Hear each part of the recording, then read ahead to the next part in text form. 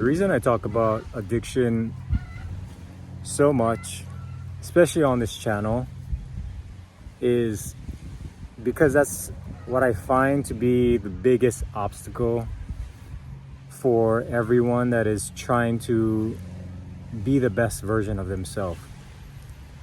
And addictions come in so many different shapes, sizes, and forms that it can be so deceptive, especially in this maladaptive modern society where there are so many addictions that are praised.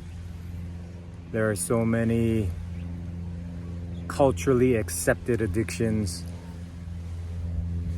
But what I've come to realize is that addictions can boil down to 4 basic categories.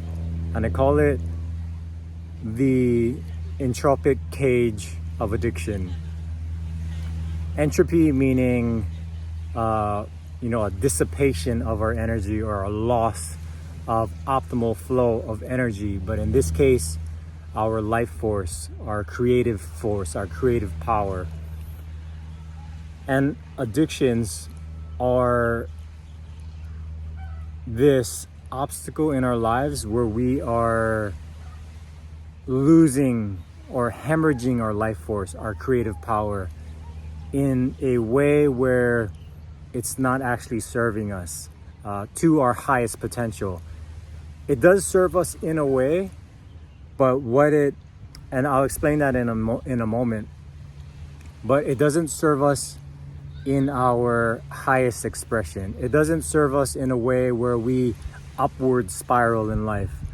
It serves us in a way that it keeps a lot of suppressed emotions at bay.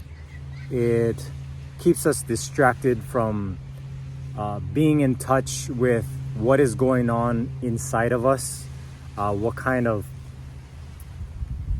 feedback our body is trying to give us, what kind of feedback our nervous system is trying to give us about the relationships we're in, about the direction we're headed in life, about the trajectory that we're headed.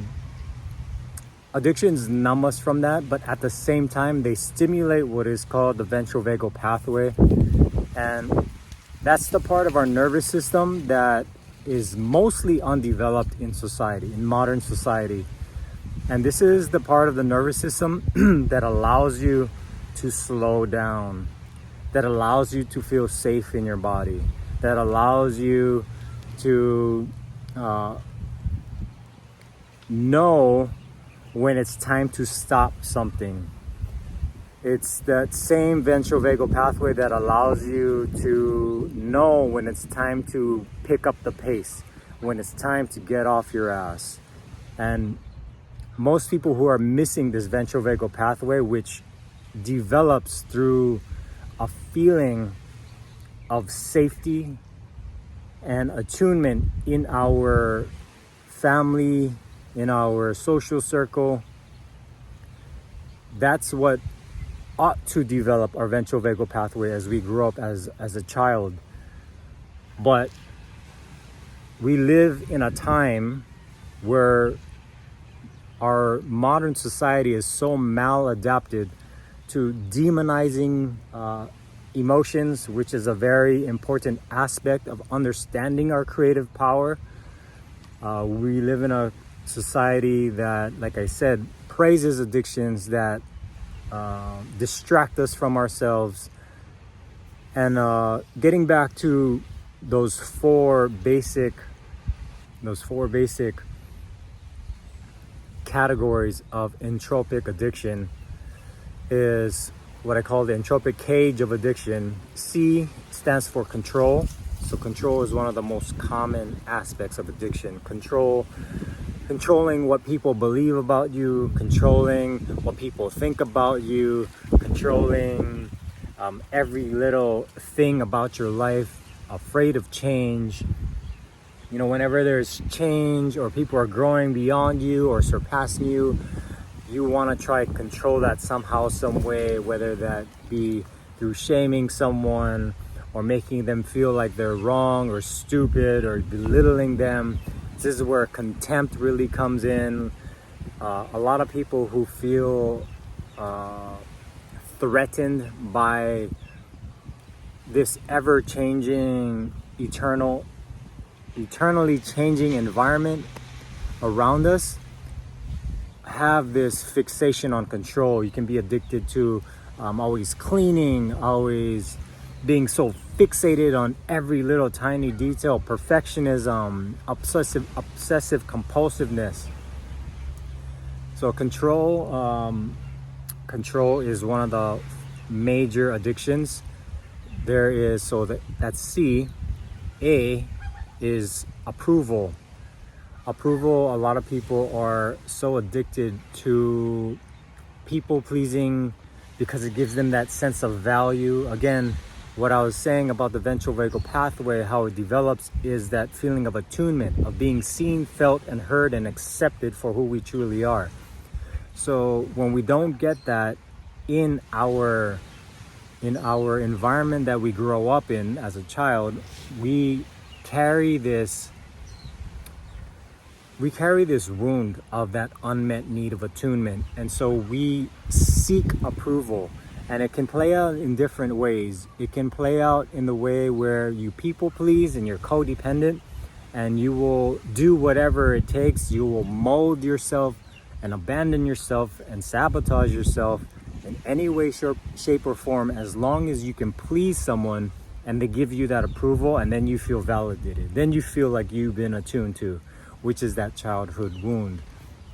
Or approval can go in the other way. Maybe you are completely blocked off and you've been suppressing what you feel inside. Emotions terrify you.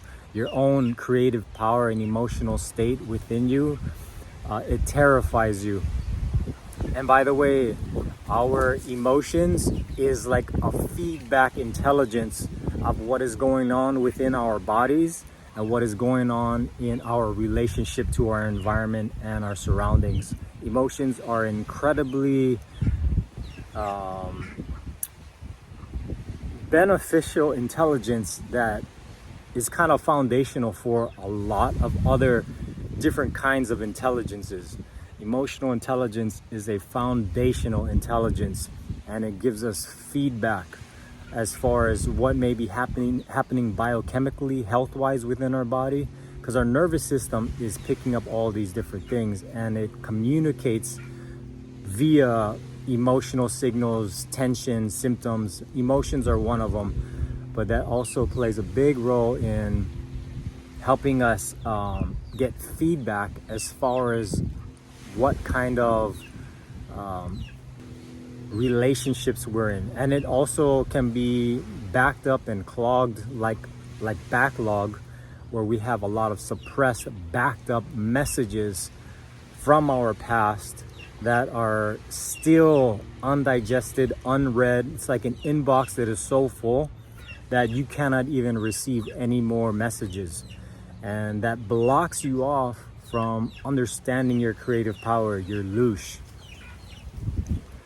But anyway, that's a whole nother subject.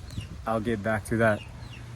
So approval, when our emotional terrain is completely blocked off and we're completely shut down in that aspect, approval will look like becoming a workaholic. You're avoidant to really close relationships, but you become a workaholic. You become a perfectionist at your job, and you realize that people start praising you because you're starting to display exceptional abilities or skills regarding whatever it is you're working toward. And that approval from other people can become an addiction, especially for people who have undeveloped ventral vagal pathways, people who have not gotten the attunement in their home, people who have not been able to safely express what they feel. This type of praise or approval is what is so commonly praised in our society.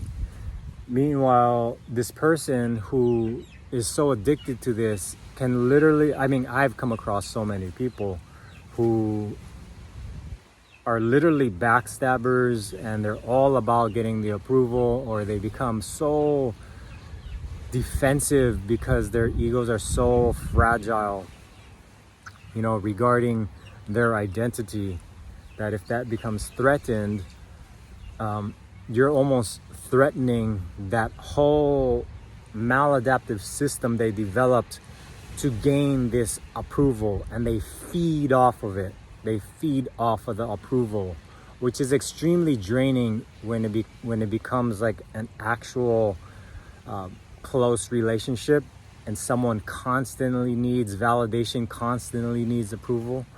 I'm not saying that, you know, it's always bad where we should never ever experience it, but back to the first approval addiction I was talking about, people pleasing. People don't understand that codependency and people pleasing is a maladaptive manipulation tactic. It's a way to manipulate so people like you, so people give you value, and it completely is dependent. Your value and your worth is completely dependent on people's approval. And this again goes back to that wound of misattunement, where we never got that sacred need of attunement in our childhood.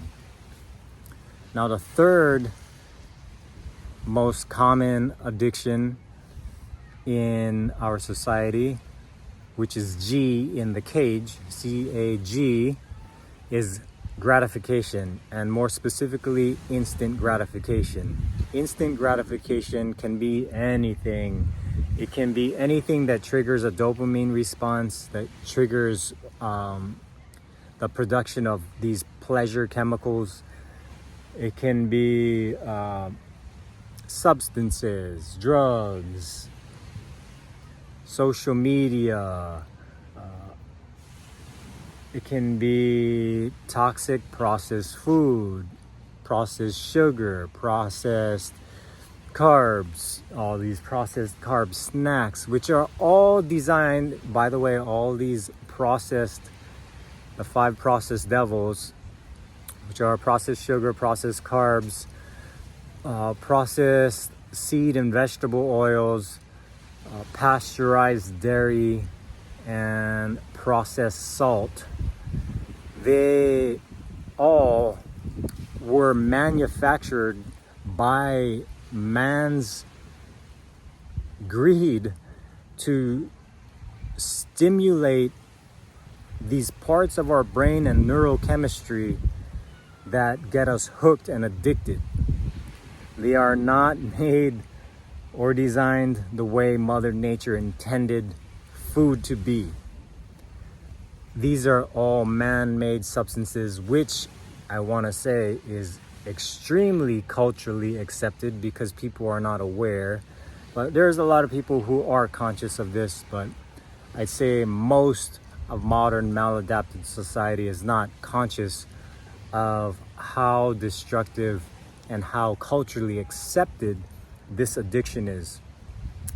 It's what's called displacing foods, where it actually costs your body more energy to digest and eliminate those, you know, those processed foods than it actually provides.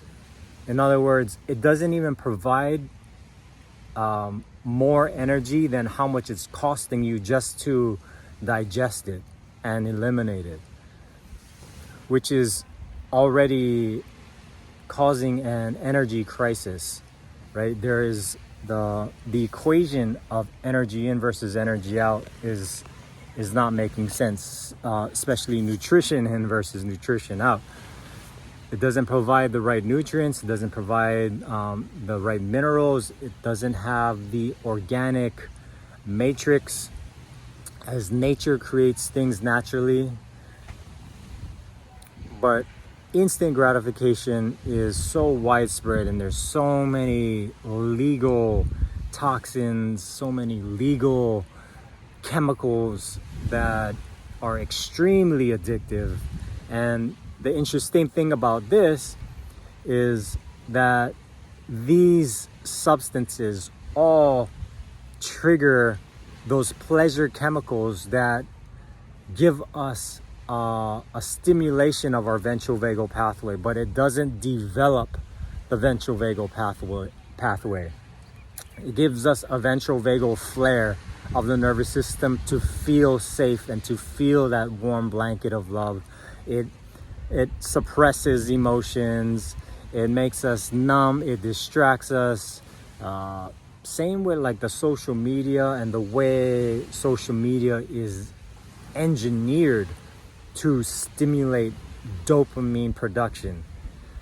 Getting the likes, getting the validation, getting the approval, it's all tied together. So instant gratification is obviously one of the most common and culturally accepted, which is a big problem. So we go to E now. E in the cage of entropic addiction. E stands for enmeshment. Enmeshment is when we lack this sense of boundaries, and it goes back to people pleasing and codependency, but it's very similar to what we call fawning, which is a survival response. We have fight, flight, freeze, and fawning.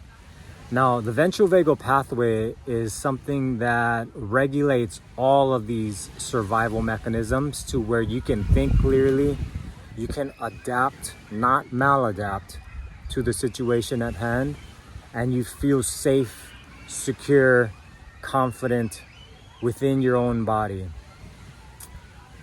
But because of the trauma of unmet sacred needs, like I said in earlier videos, which is attunement, authenticity, and Arcadia, because of the trauma of that unmet need, we develop these maladaptive behaviors to enmesh with toxic social groups to feel like we belong, because it gives us a sense of safety. We feel a sense of attunement, but we are actually not even aware of our own authenticity when it becomes enmeshment. Enmeshment is this inability to understand yourself, inability to understand your boundaries, to understand what is your responsibility and what is others, who you are and who other people are. Enmeshment is this maladaptation to having very low self-esteem, and it's very apparent in relationships where you need someone else to regulate your nervous system. Like, so whenever you're dysregulated, whenever you're in fight, flight, freeze, panic, whatever, you enmesh with other people, and their calmness, which maybe it seems like calmness, regulates your nervous system. It stimulates that ventral vagal pathway to allow you to feel safe. But people who enmesh with groups of people who also don't have a strong ventral vagal pathway, strong ventral vagal tone is what they say. So ventral vagal pathway, the ventral vagal pathway again is this middle muscle. It's like a muscle within ourselves that allows us to step out of fight or flight, step out of freeze, and be able to regulate. So most people are chronically in fight or flight. Most people are chronically in freeze. And this is where the cage of addiction serves, because it gives them that sense of regulating their nervous system. but it doesn't actually develop the ventral vagal pathway of our nervous system so we can truly regulate on our own. Enmeshment requires a group, another person to regulate us. And this is where you see these toxic relational dynamics, narcissism, codependency. This is where you see ethnocentric groups, superiority complexes in groups. Oh, we're better than them. You guys are less than us. It's all this. Whenever people enmesh with that, it gives them a sense of belonging, a sense of safety, a sense of attunement.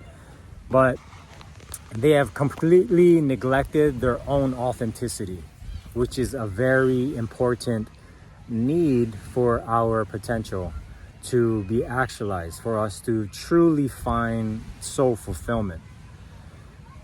So enmeshment is an addiction. So toxic relationships would be a very common example of an enmeshment addiction. Addiction to these groups who have superiority complexes or things like that. That is a very widespread culturally accepted addiction as well.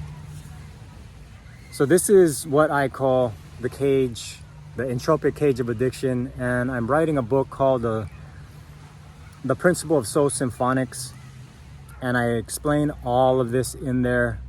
And the Principle of Soul Symphonics is a metaphysical principle that I have developed, that I've built off of synthesis of so many greats in metaphysics, psychology, philosophy, shamanism, holistic rehabilitation, all kinds of different therapies, plant medicine journeys. So it's a synthesis of all of these different things. But in the Principle of Soul Symphonics, I go deep into understanding our lives from a metaphysical principle as an ecological system, as seeing ourselves as an ecological system. And when you understand that, it helps you understand what is nurturing you and what is not. And I go deep into all the different terrains that make up the human soul, so you can clearly see where in your life you are falling into this cage of addiction and what nurture looks like. I go deep into alchemy, and for those of you who are so skeptical about alchemy, think it's the devil, I just want to say alchemy is actually happening all around us all the time. Alchemy is basically a transformation into a higher order. The universe, the cosmos, Mother Nature is always doing that. Whether it be the decay of a forest floor becoming fertile grounds for more life, or whether it be a supernova of a death of a star that births a whole lot more galaxies and stars. It's always happening. It's happening within our metabolism. It happens in the kitchen when we cook. But I want you to understand that there are a lot of nuances to all of this, and I explain a lot of it in this book that I'm writing called The Principle of Soul Symphonics. But I hope this helps someone. I hope you find a lot of value in this. If it does, share with me some things that may have given you some insight, or if you disagree, please let me know too. I'd love to hear it. All right, guys, peace.